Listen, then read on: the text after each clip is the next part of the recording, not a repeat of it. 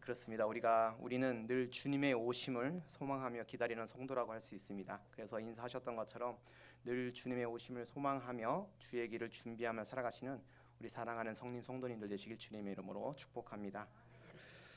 우리 오늘 본문은 이제 누가복음 3장입니다. 제가 마지막으로 설교했던 것이 이제 수요 예배 때인데 이 앞에 누가복음 2장까지는 어떤 내용이 나와 있냐면 기억나시죠? 우선은 1장에서 이제 세례 요한과 예수님의 부모님이 아기를 잉태하는 예언대로 아기를 잉태하는 장면이 나타나 있고 또 예언대로 예수님이 이제 태어나시는 장면이 2장에 나타나 있죠. 구유에서 예수님께서 우리를 위해서 이 땅에 오시고 그 아기 예수님이 태어나시는 장면이 2장에 나타나 있었습니다. 그러면서 이 3장에서는 이제 이 장성한 세례 요한과 예수님이 등장을 합니다. 그 오늘 본문 앞쪽에 있는 이거 읽진 않았지만 1절과 2절은 그때 시대적 배경이 나타나 있는데 우선 1절을 우리 함께 읽어보도록 하겠습니다. 네, 좀 넘겨주십시오. 1절 함께 읽습니다. 시작. 유대가 유대의 총독으로 헤롯이 갈릴리의 분봉왕으로 그 동생 빌립이 이두레와 드고레니 지방의 분봉왕으로 우리 시니아가 아빌레네 분봉왕으로. 아멘. 우리가 알고 있다시피 이 예수님이 활동하던 시절에는 이 유대 지역과 이스라엘은 어떤 제국입니까? 로마 제국의 식민지로 되어 있었습니다. 식민지로 되어 있었는데 이 본문은 그때 로마 황제가 이 역사책에서는 티베리우스 황제라고 나타나 있는데 이 디베료 황제가 그때 이 로마 전 지역을 다스렸다고 그렇게 나타나 있습니다. 그런데 이 로마는 이 유대 지역, 우리가 알고 있는 이스라엘 지역입니다. 이 로마 유대 지역을 다스리기 위해서 왕을 두어서 다스리게 했는데 원래는 헤롯 대왕이라는 헤롯 왕으로 알려져 있죠. 이 헤롯 왕이 이제 유대 지역을 다스렸습니다. 그런데 이 헤롯 대왕이 죽은 이후에 이 헤롯 대왕만한 그 인물이 이제 로마 제국에서 찾아봤을 때 없는 겁니다. 그래서 이 헤롯 대왕이 죽자 그의 아들들을 통해서 이 로마 제국, 그러니까 유대 지방이죠. 유대 지역을 다스리게 했는데 오늘 본문이 이제 그게 나타나 있습니다. 그래서 본디오 빌라도가 유대 지역의 총독으로 그렇게 다스렸다가 나와 있고 나머지들은 이제 헤롯 대왕의 아들들입니다. 헤롯이 갈릴리 분봉왕, 그다음에 빌립, 그리고 루시니아 이런 사람들은 이제 동생 그 헤롯 대왕의 아들이죠. 아들들이 다스리게 된 겁니다. 그래서 여기 나오는 헤롯은 헤롯 대왕의 아들인 헤롯 안디바라고 하는 왕이 이 지역을 다스렸던 겁니다. 그래서 그 지도를 보여주시면 이 지도 이렇게 참고만 하시면 될 것 같습니다. 이렇게 지역을 다스렸다. 그리고 저 초록색은 우리가 알고 있는 빌라도가 이 지역을 다스렸다라고 그렇게 나타나 있습니다. 이 본문 2절도 한번 읽어보겠습니다. 2절 함께 읽겠습니다. 시작.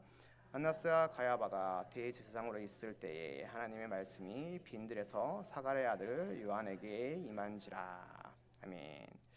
이 당시 원래 제사장은 이 가야바가 원래 대제사장이었습니다. 그런데 본문에는 안나스가 같이 있다고 이렇게 얘기가 되어 있죠. 이 안나스는 이 가야바의 장인 어른이었습니다. 그런데 이 안나스가 이미 은퇴를 했지만 이 가야바, 그러니까 자기의 사위죠. 사위를 앉혀놓고 뒤에서 어떻게 보면은 권력을 대신 휘두르고 있었던 그런 모양새였던 겁니다. 그래서 가야바가 대제사장으로 있으면서 실제 권력은 또 안나스가 휘두르고 있는 그런 모양새였던 것이죠. 그래서 이 전체적으로 이 지역의 어떤 판세를 보고 지금 대제사장들의 어떤 상태를 봤을 때 어떻게 보면 이 유대 즉 이스라엘 지역은 어떤 세력의 어떤 권력과 세상 세력이 서로 충돌하고 암투를 벌이고 그렇게 권력을 휘두르고 좀 그런 시대였다고 말할 수가 있습니다. 특히 지금 말씀드린 이 대제사장들도 역시 권력과 특권을 누린 지가 오래된 겁니다. 그러니까 이 주변 어떤 상황이 이미 어떻게 보면 그런 세상의 힘, 또 로마 제국이 다스리고 있고 대제사장들은 또 자기들만의 특권을 누리고 있고 어떤 그러한 시대였던 것이죠. 그러니까 암울한 시대였던 겁니다. 그런 속에서 이 유대인들은 반응이 세 가지로 나타나 있습니다. 반응이 세 가지인데 첫 번째는 우선은 율법을 지키려고 애쓰는 사람들이 있었습니다. 율법을 지키려고 애쓰는 사람들은 처음에는 이제 의도가 좋았습니다.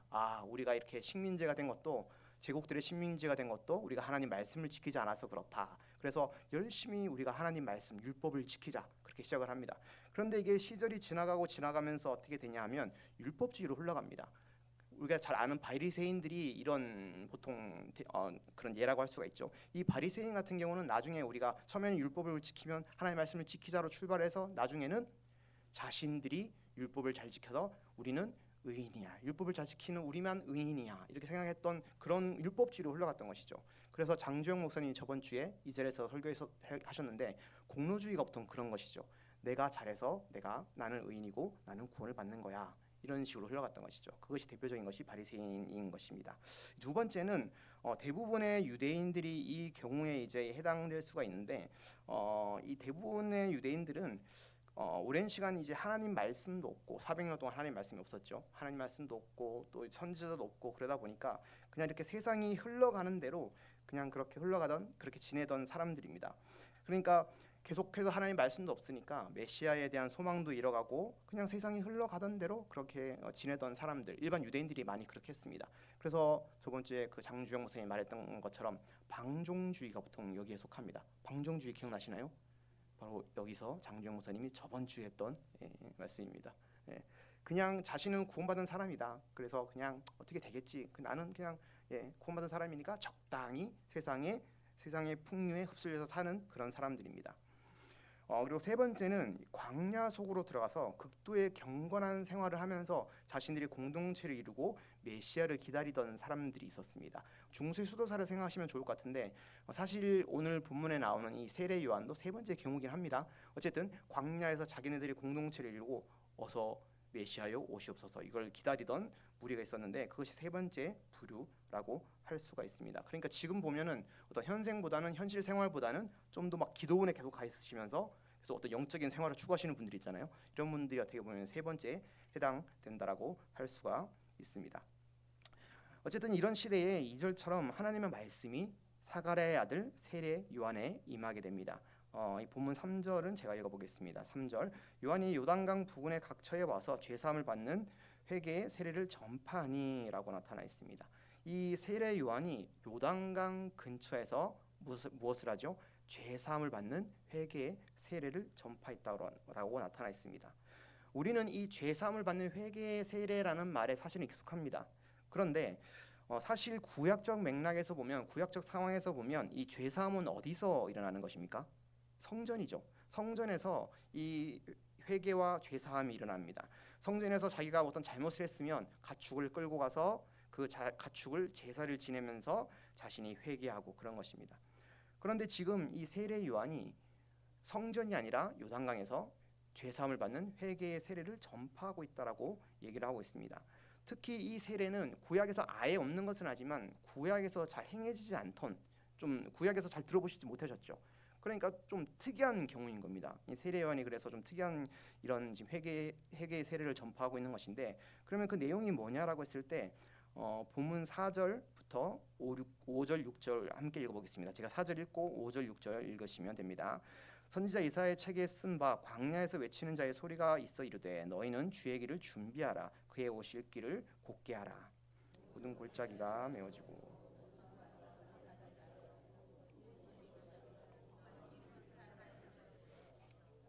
제가 하나님의 구원하심을 보리라 함과 같으리라. 아멘.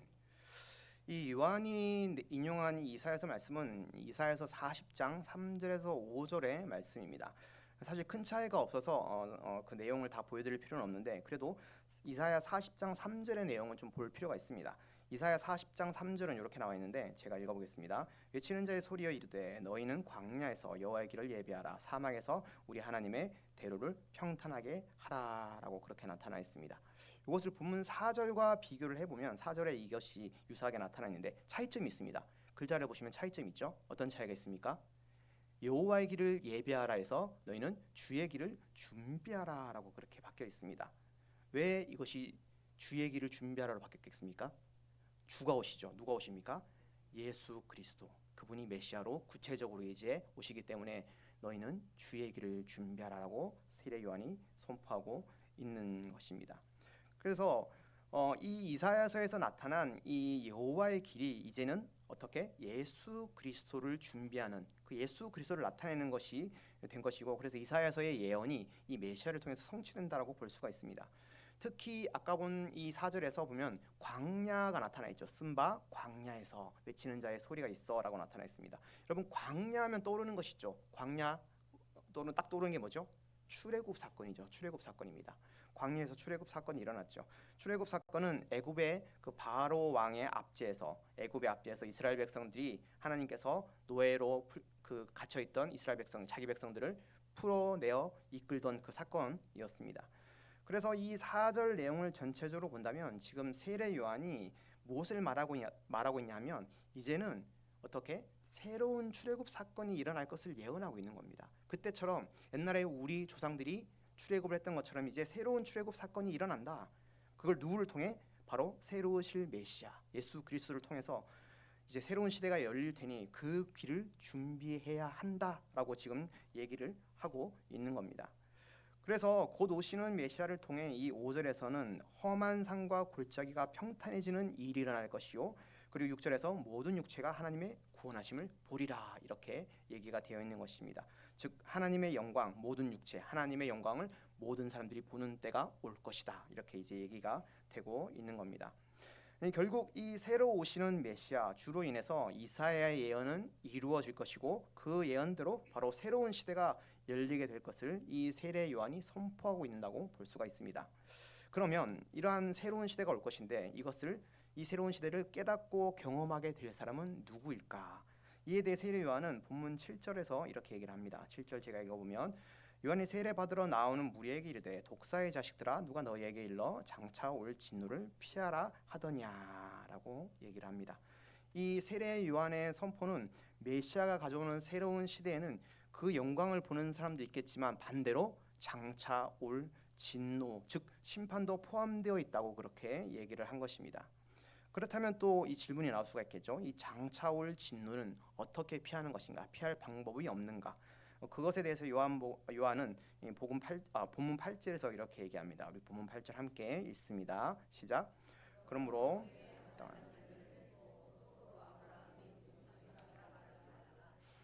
너에게 이르노니 서순이 아멘. 요한은 다시 한번 이 회개에 대해서 강조를 합니다. 그러면서 이 회개에 합당한 열매를 맺어야 그 심판을 피할 수 있다라고 얘기를 합니다. 그러면서 모여든 무리들에게 아브라함이 우리 조상이라고도 말하지 말라라고 얘기를 합니다. 즉 여기서 강조되어 있는 것은 첫 번째는 뭐죠? 회개에 합당한 열매를 맺어야 한다. 두 번째는 너희가 조상이 아브라함이라고 말해도 필요 없다라고 이제 이렇게 얘기를 한 것입니다. 사실 세례 요한이 이렇게 경고를 하는 대상은 아까 제가 세 부류의 유대인이 있다고 말씀드렸죠. 그 세 부류의 유대인들 모두에게 사실 해당되는 것이라고 볼 수가 있습니다. 이 세 부류의 공통점은 뭐죠? 방금 말씀드린 대로 유대인이라는 공통점이 있습니다. 유대인들은 자신들이 아브라함의 후손, 즉 하나님의 백성들이기 때문에 우리는 심판을 받을 필요가 없다, 심판 안 받는다 이렇게 확신을 했던 거죠. 그리고 그 심판은 누가? 바로 저 이방인들, 특히 로마 제국과 같은 이방 제국들이, 이방 나라들이 받아야 되는 것이고 우리는 안 받아 괜찮아라고 생각을 했던 것이죠. 그런데 지금 세례 요한은 너희들은 아브라함이 조상이라고 말하지 말라라고 얘기를 했는데 그것은 결국 구원은 아브라함의 후손 즉 혈통으로 주어지는 것이 아니라고 지금 얘기를 하고 있는 것이죠. 너희들이 아무리 조상이 아브라함이라고 해도 그것이 구원을 보장해 주는 것이 아니다라는 얘기를 하고 있는 겁니다. 사실 앞에서 말씀드렸듯이 그 당시 많은 이 유대인들은 소위 방종주의로 흘러가고 있었습니다. 그러니까 자신들은 아브라함의 후손이니까 이미 구원은 따놓은 당상이고 이제 남은 것은 자신들의 메시아, 자신들만의 메시아입니다. 자신들의 메시아가 속히 오셔서 저 이방인들을 빨리 심판해 주시고 자신들만의 나라를 세워 주기를 바랬던 것입니다. 그런데 기다렸던 메시아는 오지 않았죠. 지금까지 오지 않았던 겁니다. 그래서 계속 그렇게 식민지로 있었습니다. 계속 식민지로 있다 보니까 이 사람들의 삶이 어떻겠습니까? 이 유대인들은 그냥 세상 흘러가는 대로 사는 겁니다. 어서 빨리 메시아가 와서 이방 나라들을 심판해야 되는데 계속 기다려도 오지 않죠. 400년 동안 어떤 말씀도 없고 선지자도 없고 하다 보니까 그냥 이제 소망을 두지 않는 거죠. 그러면서 세상 흘러가는 대로 살게 되고 아까 말씀드렸듯이 성전도 타락을 하게 되죠. 제사장들도 권력이나 특권에 집착을 하게 되고 그러다 보니까 제사나 예배나 이런 것들이 온전히 이루어질 리가 없었습니다. 그리고 우리가 요한복음에도 나오지만 이 제사에 드릴 제물도 어떻게 합니까? 가서 사죠.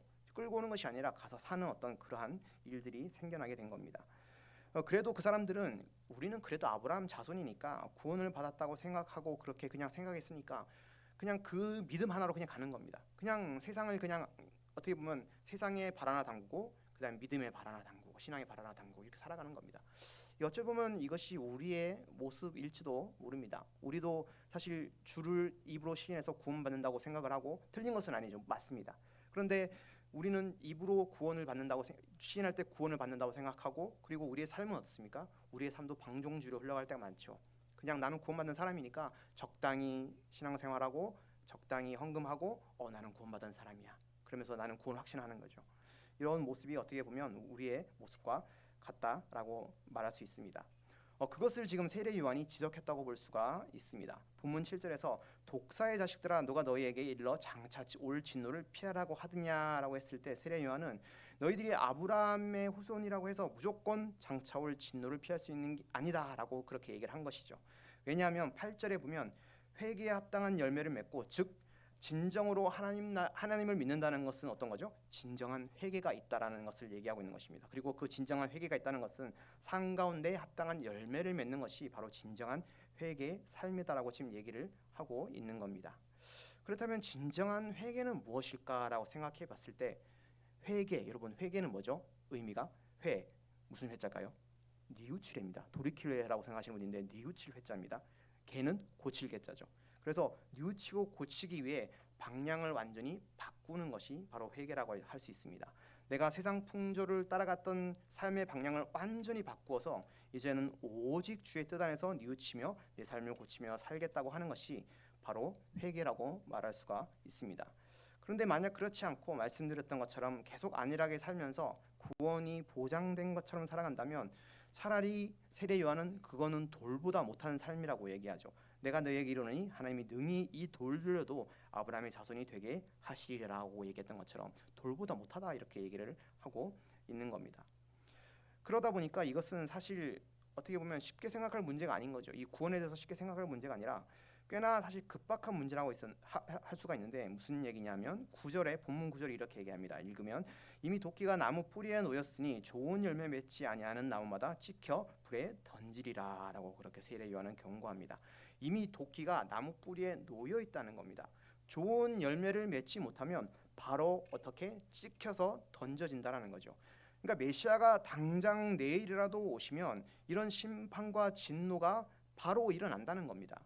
그렇기 때문에 회개에 합당한 열매를 맺는 것은 어떤 삶인가라고 했을 때 본문 10절에서 무리들이 이렇게 요한에게 물어봅니다. 10절에서 무리가 물어 이르되 그러면 우리가 무엇을 해야 합니까? 무엇을 하리까? 그렇게 얘기를 하는 거죠. 심판을 받지 않고 좋은 열매를 맺으려면 우리가 도대체 어떻게 살아야 됩니까? 라고 물어본 것입니다. 본문 11절에서 요한이 이렇게 대답을 하죠. 같이 읽겠습니다. 11절 시작. 대답하여 이르되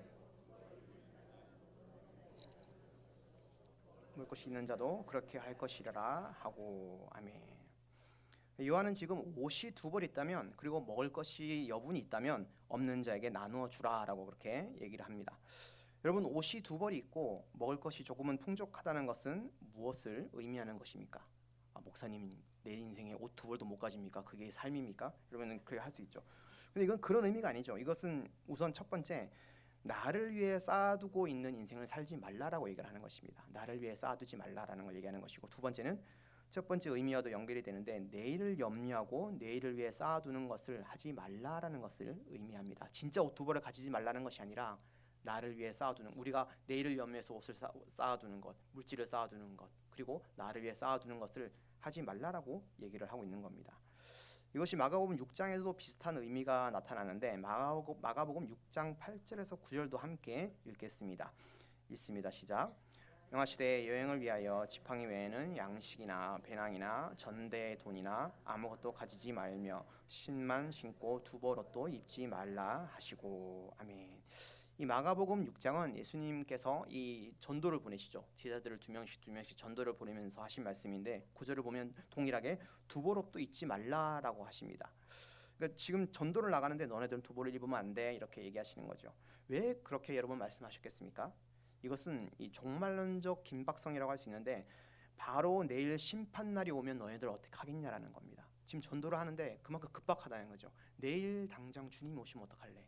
옷이 두 벌이 필요해? 음식이 필요해? 그런 긴박함이 있다라는 것을 얘기하고 있는 겁니다. 그래서 이런 무서움 때문에, 이런 경고 때문에 본문 12절에서 세리들이 와서 묻습니다. 12절과 13절 제가 한번 읽어보겠습니다. 세리들도 세례를 받고자 하여 와서 이르되 선생이여 우리가 무엇을 하리이까 하매 이르되 부과된 것 외에는 거두지 말라 하고. 아멘. 이 세리들의 이야기는, 이 세리들 아시죠? 여러분 삭개오도 그렇게 되는데, 세리들, 그 당시 세리들은 로마 제국에 일정 세금을 바치면 나머지는 자기 것이 됩니다. 만약에 로마 제국이 1만 원을 원하면 10,000원은 드리고 그리고 남은 것은 자기가 가지면 되는 것이죠. 그러면 2만 원을 자기가 세금을 걷었다. 얼마 갔죠? 10,000원. 지금 저만 알고 있는 거 아니죠? 15,000원을 거두면 어떻게 되죠? 5,000원은 in my pocket이 되는 것입니다. 그러니까 그것에 대해서 지금 얘기를 하고 있는 거죠. 세리들 너희들이 그렇게 하면 안 된다. 그러면 이것은, 이 세리들에 대한 이 요한의 답은 결국은 물질에 관한 얘기이기도 하면서 너희들이 싸우면 안 된다. 아까 그런 얘기죠. 그러면서 또 한 가지는 공의와 정의에 대해서 얘기하고 있습니다. 너희들이 불법으로 가지지 말라. 공의와 정의를 행하라라는 얘기를 하고 있는 겁니다. 14절은 함께 읽겠습니다. 14절 있습니다. 시작. 군인들도 물어 이르되 우리는 무엇을 하리까 하매 이르되 사람에게서 강탈하지 말며 거짓으로 고발하지 말고 받는 급료를 족한 줄로 알라 하니라. 아멘. 여기서 군인들은 로마 군인일 수도 있고 헤롯의 군사들일 수도 있습니다. 근데 그 당시 군사들이 이렇게 먹을 것이 부족하면 마을로 내려가서 약탈을 많이 했던 것 같습니다. 그러다 보니까 이 세례 요한은 사람들에게서 강탈하지도 말고 너희들이 받은 급료로 족하다, 그렇게 살아라라고 얘기를 하고 있는 거죠. 결국 이 11절부터 14절까지 얘기는 크게 보면 물질과 권력, 즉 힘에 대한 얘기라고 할 수 있습니다. 그리고 공의와 정의에 대한 얘기이기도 하겠죠. 그래서 세상 사람들은 이 물질과 힘, 권력을 누구를 위해서 씁니까? 자신을 위해서 쓰죠.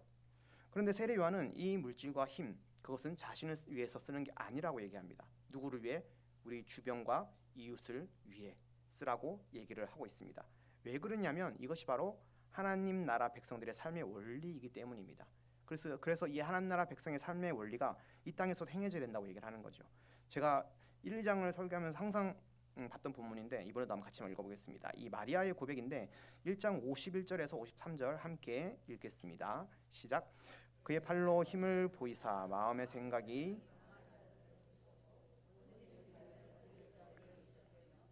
주인 자를 좋은 것으로 배불리셨으며 부자는 빈손으로 보내셨도다. 아멘.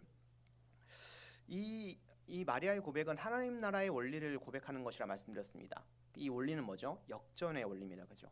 교만한 자들은 흩어지고 권세 있는 자들은 낮아지고 비천한 자들이 높여지는 그러한 반대의 원리가 일어난다는 얘기를 하고 있습니다. 그렇기 때문에 이것이 바로 이 하나님 나라 백성 성도들의 삶의 원리가 바로 이 세례 요한이 말하는 합당한 열매라고 말할 수가 있는 겁니다. 우리가 낮아지는 삶을 사는 것, 그리고 내일 주님 오실 것처럼 살아가는 것, 그리고 내가 있는 것들을 나눠주는 삶, 이것이 바로 합당한 열매, 그것이 바로 이 땅을 살아가는 하나님 나라 백성의 원리라고 얘기를 한 거죠. 그런데 우리는 이 합당한 열매를 오해할 때가 많습니다. 우리가 열매라고 할 때 우리는 뭘 딱 떠올리죠?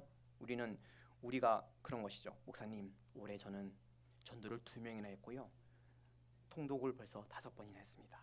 우리는 이것을 열매라고 생각하죠. 너무 귀한 겁니다. 이게 틀렸다는 것이 아니라 너무나 귀한 것이죠. 그런데 이 열매를 말하는 것은, 합당한 열매를 말하는 것은 우리 삶에서 사소하게 일어나는, 내가 오늘 만나는 사람, 내일 만나는 사람, 우리의 이웃, 그런 이웃들에게 사랑으로 대하고 공의와 정의를 보여주는 것이 그것이 바로 합당한 열매라고 얘기를 하고 있는 겁니다.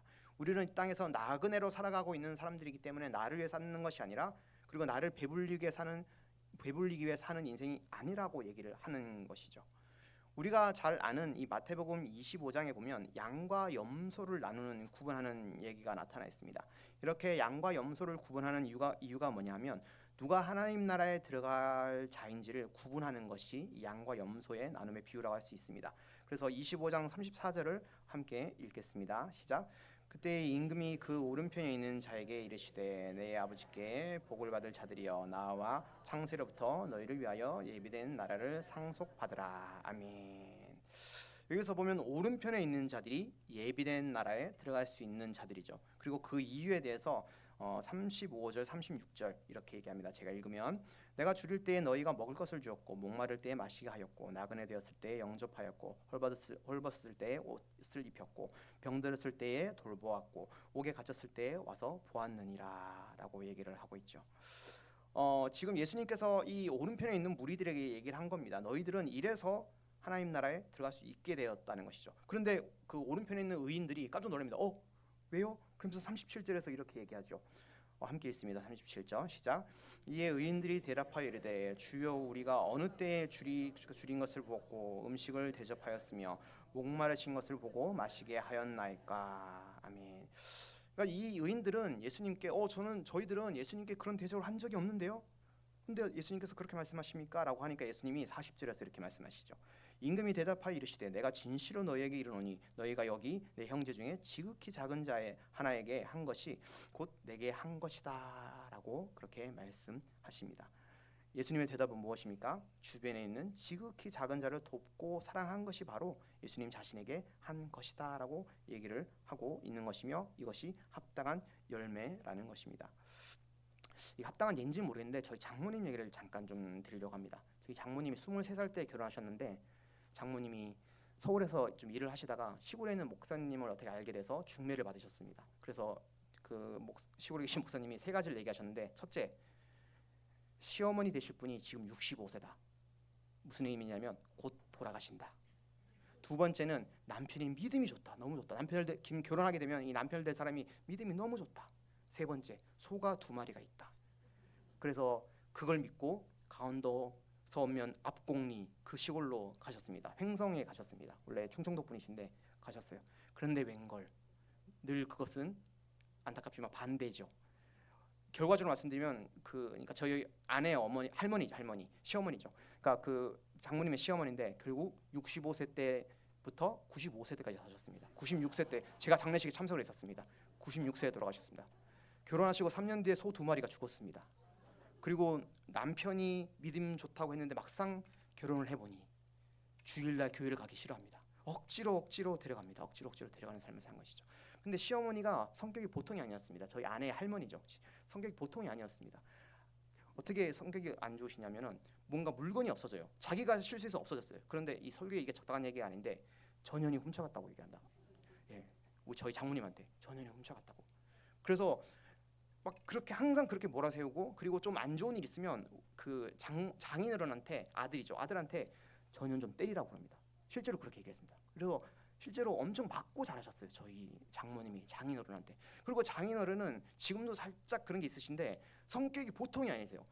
이틀에 한 번씩 밥솥을 엎으십니다. 이유가 없어. 왜 그냥 제 아내가 얘기하기로 이유를 모르겠대요. 밥솥을 이틀에 한 번씩 밥솥이 아니라 밥상을 이틀에 한 번씩 엎으시는 겁니다. 그런데 저희 장모님이 그거를 95세에 돌아가셨으니까 저희 자기 시어머니 95세 됐는데 그때도 말씀드렸지만 애도 어떻게 그 당시 사실은 병원에서 애를 낳는 시절이었어요. 근데 돈이 아까워서 시어머니가 돈이 아까워서 집에서 낳게 하셨어요. 2명을 제 아내가 그렇게 태어난 거죠. 집에서 태어난 거죠. 그러니까 얼마나 참 독한 시어머니입니까? 그런데 마지막에 그 시어머니가 치매로 돌아가셨어요. 1년 동안 치매로 돌아가셨는데 1년 동안 진짜 이런 말이 그렇지만 벽에 똥치라는 진짜 그런 치매였어요. 진짜 말 그대로 벽에 똥치라는. 그래서 제 아내와 장모님이 그 1년 동안 수발을 했어요. 이렇게 기저귀 갈고 똥 닦고 이렇게 한 거죠. 그러면 그렇게 하면은 보통 어떻게 합니까? 밥을 일부러 안 먹이죠. 자꾸 벽에 치를 하니까 밥을 안 먹이잖아요. 근데 저희 장모님이 밥을 계속 먹이셨어요.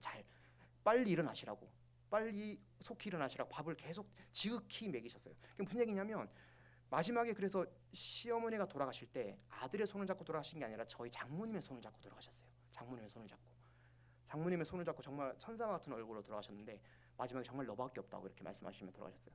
장모님이 이 30년을 넘게 그렇게 인내하고 버티시면서 그 장모님을 그러니까 시어머님을 바꾸셨어요. 그리고 저희 장인어른을 바꾸셨어요. 옛날에 맞고 자라고 밥상 먹고 막 이러셨는데 제가 그 얘기를 들으면 너무 다른 사람인 거예요. 지금 저희 장인어른을 뵈면 너무 다른 사람인 거예요. 그래서 지금은 저희 장모님이 밥 먹어 그러면 밥 먹을 시간인가? 장인어른이 막 이렇게 눈치를 막 봅니다. 눈치를 막 밥 먹을 시간이야? 빨리 갈게 막 이렇게 눈치를 보시는 거예요. 그럼 그게 가능했던 거는 저는 이 장모님의 정말 말할 수 없는 그 헌신이었다고 생각을 해요. 가끔씩 저희 처갓집에 손님이 오는데 손님이 여러 명이 오는데 그중 한 명이 옛날 저희 장모님이 주일학교 선생님이었는데 주일학교 선생님 할 때 학생이었어요. 그분이 지금 1년마다 와요. 주일학교 선생님이 뭐라고 사실. 근데 매년 선물을 들고 찾아옵니다. 그러니까 우리 장모님이 어떤 삶을 살는지 대충 짐작이 가시죠. 그리고 제가 매일매일 애 때문에 집에 가는데, 명분은 애 때문이고 밥 먹으러 가는데, 매일매일 집에 가는데 매일매일 가는 거잖아요. 제가 갈 때마다, 운전해서 갈 때마다 아파트 입구까지 나오셔서 배웅을 해주세요. 가는 거 보고 들어가세요, 항상. 그러니까 이게 이 장모님의 삶이 정말 어떻게 보면 정말 항상 인내하고 사람들을, 주변들을 돌보고, 그러니까 주일학교 학생이 찾아오죠. 그러니까 이런 삶을 사신 겁니다. 주변에 있는 지극히 작은 자에게 항상 돌보고, 그리고 지금도 아파트에 있는 좀 친한 할머니들에게, 장모님도 할머니신데 70 넘으셨는데 전 부쳐드리고, 두릅 이번에 새로 나온 두릅 있다고 찍어 드시라고 드리고 막 이러고 계시는 겁니다. 그러니까 저는 제 주변에 정말 이 그리스도의 형상을 닮은 사람이 있다고 한다면 장모님인 것 같아요. 그래서 지금 무슨 얘기를 하고 있냐면, 정말 주변에 있는 지극히 작은 자에게 하는 것이, 저는 장모님이 하시는 바로 이런 모습이 지극히 작은 자에게 하는 모습이 아닌가. 남편에게, 시어머니에게 그 30년을 인내하며, 그리고 주변 사람들에게, 주일학교 학생에게, 이웃에게, 그러면서 저는 장모님이 정말 보면은 그리스도 형상을 하는 사람이 아닌가. 물론 되게 무섭습니다. 예. 저한테도 밥 먹어! 막 이러세요. 제가 매일매일 가니까. 그런데 그걸 잘 성격을 죽이시고 인내하시고, 예, 좀 이따 들으러 가야 됩니다. 밥 먹어. 예. 그런 거죠. 그러니까 이런 모습은 여러분, 삶 가운데 우리가 어떻게 합당한 열매는 특별한 어떤 그런 것이 아니라 삶 가운데 열매를 맺는 것이라고 얘기를 하고 있는 거죠. 그래서 여러분, 이걸 곰곰이 생각해 보셔야 됩니다. 나의 삶은 열매를 맺고 있는 건가? 나의 삶은 어떤가? 그런 것이죠. 그래서 제가 옛날에 한번 아는 사람이랑, 제가 원래 얼굴도 잘 안 싸우게 생겼잖아요. 제가 참다 어떤 사람이랑 싸운 적이 있어요. 근데 장모님이 뭐라고 하시냐면, 장모님이 아니 왜 끝까지 참지 못했어? 이런 얘기를 하시는 거예요. 이 사람과 제가 싸웠는데, 저는 이제 저 편 들으실 줄 알았는데 왜 끝까지 인내하지 못했어? 제가 다른 사람이 얘기하면 그냥 흘려들었을 것 같아요. 근데 장모님이 이 얘기를 하시니까 너무 이게 저에게 박히는 거예요. 예수님이 하시는 말씀 같은 거예요.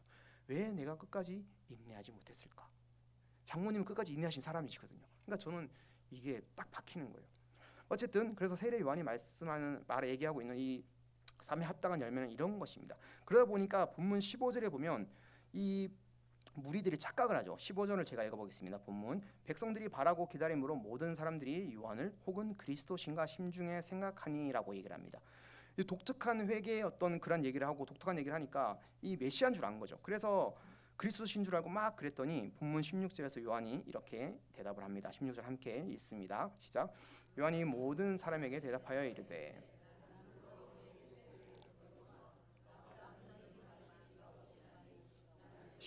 끈도 풀기도 감당하지 못하겠노라. 그는 성령과 불로 너희에게 세례를 베푸실 것이요. 아멘. 세례 요한은 당장 얘기하죠. 자신은 메시아가 아니고 자신 뒤에 올 그분이 메시아며, 그분은 너무나 놀라워서 신발끈도 풀기도 감당하지 못하실 분이시다. 그래서 자신은 물로 겨우 세례를 줄 뿐이지만 그분은 어떻게 성령과 불로 세례를 주는 분이라고 얘기를 하는 거죠. 여기서 성령은 회개하는 자에게, 진정한 회개를 하는 자에게 부어지는 것이 성령일 것이며, 불은 정결케 한다는 것을 의미하는 것이죠. 우리를 정결케 하시는 분이 바로 오시는 메시아시다 얘기를 하는 거죠. 그렇기 때문에 우리가 그 성령을 받으면, 우리가 불의 어떤 그런 정결함을 받게 되면 우리가 합당한 열매를 어떻게 맺지 않을 수가 없겠느냐라고 얘기를 하는 거죠. 그래서 본문 17절 제가 읽어보면, 손에 키를 들고 자기의 타작마당을 정하게 하사 알곡은 모아 곳간에 들이고 죽정이는 꺼지지 않게 불에 태우시리라 라고 그렇게 다시 한번 경고를 하고 있는 겁니다. 그런데 이 본문의 마지막을 보면 세례 요한의 마지막이 사실 그렇게 좋지 못합니다. 본문 18절 제가 읽어보면, 또 그 밖에 여러 가지 권하여 백성에게 좋은 소식을 전하였으나, 그러면서 본문 19절과 20절은 이런 얘기가 나옵니다. 19절과 20절 함께 읽습니다. 시작. 분봉왕 헤롯은 그의 동생 아내 헤로디아의 일과 또 자기가 행한 모든 악한 일로 말미암아 요한에게 책망을 받고 그 위에 한 가지 악을 더하여 요한을 옥에 가두니라. 아멘. 이 세례 요한이 아마 이 분봉왕 헤롯 안디바와 그의 아내 헤로디아의 악행을 이렇게 지적을 했던 것 같아요. 그것은 잘못됐다라고 얘기를 한 거죠. 그러니까 기분 나쁘죠. 그래서 이 헤롯이 이 세례 요한을 옥에 가두게 됩니다. 다른 복음서에 보면 이 목에 잘려서 순교를 했다고 그렇게 얘기를 하죠. 그러면서 이 세례 요한은 이 본격적으로 퇴장을 하게 되는 것이고, 우리가 21절부터는 예수님께서 세례를 받으시면서 드디어 공생의 사역을 시작하시는 모습이 그렇게 나타나 있습니다. 우리가 이 내용을 오늘 내용을 전체적으로 볼 때에 처음에는 이 세례 요한이 세례를 주면서 합당한 열매를 맺어야 된다, 회개된다 이런 얘기를 하고 있고, 그리고 21절부터는 우리가 읽지 않았지만 예수님께서 공생애를 시작하는 모습이 나타납니다. 그렇다면 여러분, 이 본문의 이야기를 봤을 때 이 이야기의 주인공은 누구겠습니까? 이 이야기의 주인공 세례 요한, 그렇죠, 예수님. 그렇죠. 질문의 거의 반은 예수님이고 거의 반은 하나님이시죠. 예수님도 맞습니다. 근데 정확히 얘기하면 하나님이 오늘의 얘기의 주인공이십니다. 왜냐하면 하나님께서 모든 것을 계획하셨죠. 모든 것을 계획하셨습니다. 1장에 하나님이 세례 요한과 자기 하나뿐인 독생자 예수 그리스도를 이 땅에 보낼 계획을 하십니다. 그리고 2장에 그 예수님이 아기 예수님이 태어나시죠. 그러면서 3장에 이 세례 요한이 그에 맡겨진 사역을 시작하고 그 뒤에 예수님이 사역을 시작하시게 됩니다. 결국 하나님께서 이 모든 계획을 세우시는 분이신 거죠. 하나님께서 우리를 위해서, 이 사랑하는 우리들을 위해서 구원 계획을 계획하시고 실행하시는 분이신데, 결국 이 계획이 실행되기 위해서는 누가 필요한 겁니까? 결국은 이 뜻과 계획에 순종하는 자들이 필요한 겁니다. 그래서 세례 요한과 예수 그리스도, 예수님은 이 하나님의 뜻에 자신의 사역과 뜻을 철저하게 맞춰서 순종했다라고 볼 수가 있는 겁니다. 저는 예전에 그래서 이 세례 요한을 마지막에 예를 보면서 어떻게 이렇게 충성되고 의로운 자의 말로가 이렇게 좀 비참할 수 있을까? 예수님이 그를 구해주면 안 되나? 이런 생각을 했던 것 같아요. 그런데 3장 전체를 보면서 깨달은 것은 이 세례 요한이 마지막을 자신이 의도한 건 아니겠죠. 그렇지만 그럼에도 세례 요한은 자신의 사명에 철저히 순종했다라는 것을 알 수가 있습니다. 이것이 의도한 마지막은 아닐지라도 결국 세례 요한은 생각했겠죠. 딱 여기까지가 내 사명이고 내 사역이다. 나는 여기까지다. 그리고 거기서 순종을 한 겁니다. 그리고 예수님도 마찬가지시죠. 예수님도 자신의 사명을 분명히 알고 계셨던 것 같습니다. 이 땅에 오셔갖고 하나님의 법, 하나님의 뜻을 순종하시고 그렇게 사시고, 또 우리를 위해서 십자가에 자신을 제물로 드리는 희생과 그 사명을 기꺼이 감당하셨습니다. 순종을 하시지 않았더라면 이 땅에 오시지 않았겠죠. 그리고 우리 아는 것처럼 그 겟세마네 기도에서 뭐라고 하시죠? 이 촛대를 옮길 수 있으면 옮겨 주십시오라고 얘기하죠. 그런데 결국 이 예수님이 순종했다라고 그렇게 나타나 있는 것입니다. 결국 그렇기 때문에 하나님의 뜻과 계획을 세우는 데 있어서 그 계획에 함께하는 자들은 바로 하나님께 순종하는 자들이라고 말할 수가 있습니다. 그리고 그 순종은 바로 우리가 이 땅에서 성도로서 아까 세례 요한이 말했던 것처럼 마땅한 회개에 합당한 열매를 맺는 자가 바로 그 순종하는 자라고 말할 수가 있습니다. 물론 이 삶이 쉬운 것이 아닙니다. 왜냐하면 이 세례 요한도 헤롯이 방해를 하죠. 헤롯이 오게 가둡니다. 예수님도 순종의 길을 쭉 가시는데 많은 세력이 방해를 하죠. 누가복음 4장 뒤에 보면은 처음에는 사탄이 방해를 하죠. 그리고 헤롯과 빌라도, 가야바 계속 그렇게 방해를 합니다. 동일하게 우리도 우리의 삶을 살아가며 하나님께 순종할 때 이 설교를 듣고 그래 내일부터 나는 하나님께 순종하는 삶이야 하고 나가면 어떻게 되죠? 바로 사탄이 방해를 합니다. 바로 많은 세력들이 방해를 한다는 것이죠. 때로는 우리가 요한보다 더 심한 고난을 받을 때도 있습니다. 하지만 우리는 그 길을 가야 하는 성도들입니다. 그 이유는 그 길 끝에 모든 육체가 하나님의 구원하심을 보리라. 즉 우리는 하나님의 구원하심과 그 영광을 볼 수 있는 성도들이고 바로 그러한 자들이기 때문입니다. 그래서 그 길 끝에서 예수님께서 순종하셔서 다시 예수님께서 십자가에 순종하시고 자기를 들이셔서 희생하시는 걸 통해서 다시 영광의 자리로 들어가셨듯이 우리도 함께 그 영광을 순종함으로 봤으면 좋겠습니다. 그래서 이 땅에서 성도로 합당한 열매를 맺으시면서 순종의 길을 가시는 우리 사랑하는 성도님 되시길 주님의 이름으로 축복합니다. 아멘. 제가 기도하도록 하겠습니다. 하나님 감사합니다. 하나님, 우리가 이 땅을 살아갈 때에 우리가 구원에 합당한 자로 여기면서 우리 마음대로 살아갈 때가 너무나